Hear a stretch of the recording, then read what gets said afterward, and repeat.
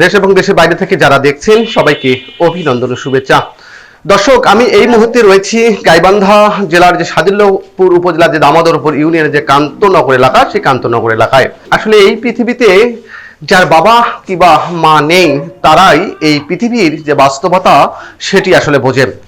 তো আমরা এখানে আসার পর কিন্তু দেখছি যে বিষয়টি লক্ষ্য করলাম সেটি হলো যে মানবতার সদাইঘর নামে একটি স্বেচ্ছাসেবী সংগঠন, স্থানীয় একটি স্বেচ্ছাসেবী সংগঠন, সেই সংগঠনের উদ্যোগে কিন্তু আজকে এখানে যে মেয়েদের বাবা কিংবা মা নেই, বাবা মা নেই, একেবারে এতিম, কিন্তু বিয়ে হয়েছে, ঘরে আসবাবপত্র দেওয়ার মতো কোনো অভিভাবক নেই, সেই অভিভাবকের দায়িত্ব পালন করছে মানবতার সদাইঘর নামে একটি স্বেচ্ছাসেবী সংগঠন।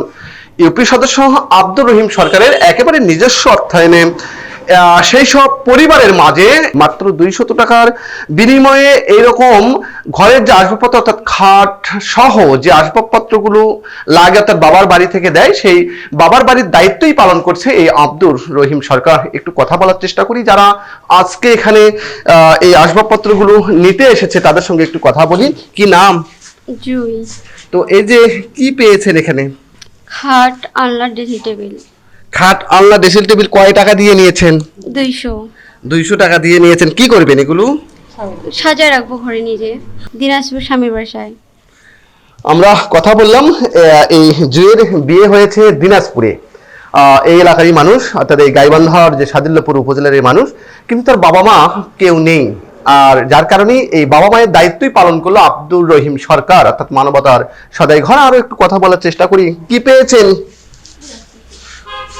খাট, ড্রেসিং টেবিল, আলনা। কি করবেন এগুলো? মেয়ের বাড়িতে। তো এই যে আসলে যেটি বলছেন এই মানবতার সদাইঘর, তারা আসলে ফিরিয়ে দিচ্ছেন না, তারা কিন্তু 200 টাকা নিচ্ছেন।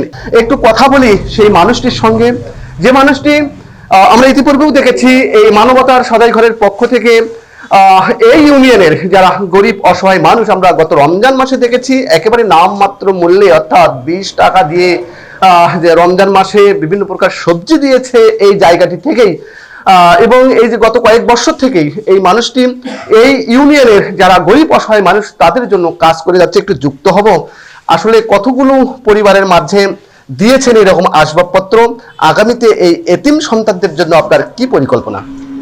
এই ইতিম বাচ্চারা যারা বাবা মা নেই তাদেরকে কিন্তু ফার্নিচার দিতে পারে না, তাই আমাদের মানবতা সদাইঘর থেকে 200 টাকার বিনিময়ে আমরা প্রায় 40,000 টাকার ফার্নিচার তাদেরকে দিব। আরও যদি এরকম থাকে দামোদরপুরে, আমরা তাদের জন্য ফার্নিচার রেডি রেখেছি। আমাদের কাছে খবর আসলে আমরা তাদের কাছে এই ফার্নিচারগুলো 200 টাকায়। আর কি কি পরিকল্পনা করেছেন? 20 টাকায় আমাদের কাছে এখন একটা প্যাকেজ চালু আছে প্যারালাইসিস রোগীদের জন্য। 20 টাকায় 2600 টাকার বাজার, 1 মাসের বাজার আমরা তার বাড়িতে পৌঁছায় দিচ্ছি।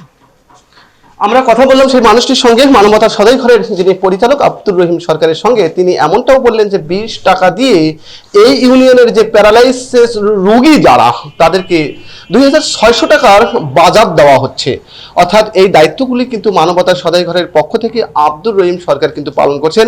একটু জানিয়ে রাখি আপনাদেরকে, গত কয়েক বছর থেকেই এই আব্দুর রহিম সরকারের একেবারে নিজস্ব অর্থায়নে পুরো জেলা জুড়ে লক্ষাধিক গাছ রোপণ করা হয়েছে, বৃক্ষরোপণ করা হয়েছে। আমরা দেখেছি, শুধু তাই নয়, সামাজিক যে কর্মকাণ্ডগুলো সেগুলো আসলে পরিচালনা করছেন।